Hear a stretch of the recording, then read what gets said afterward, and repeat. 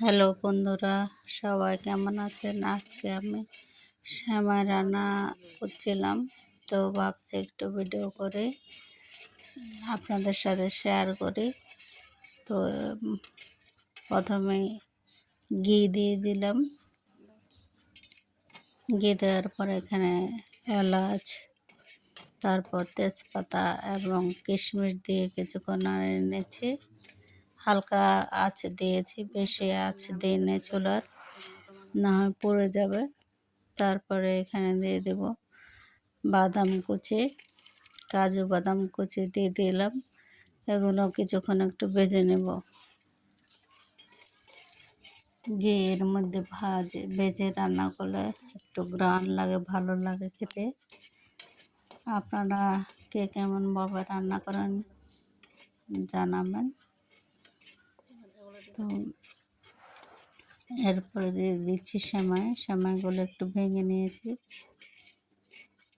দেখেন সেমাইগুলো দিয়ে এভাবে নাড়িয়ে নেব কিছুক্ষণ।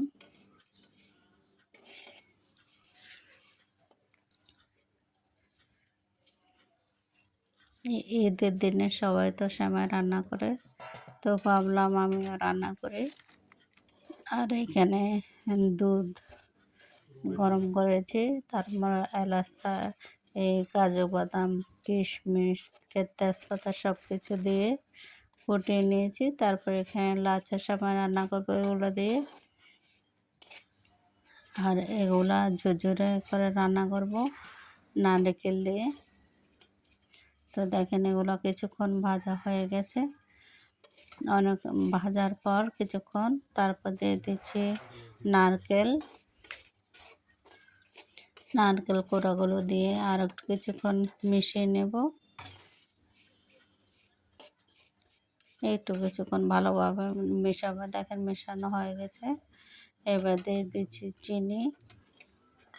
চিনিগুলো দিয়ে এবার আমি ভালোভাবে মিশিয়ে নেব সবগুলোর সাথে। তারপরে রেডি হয়ে গেল সেমাই।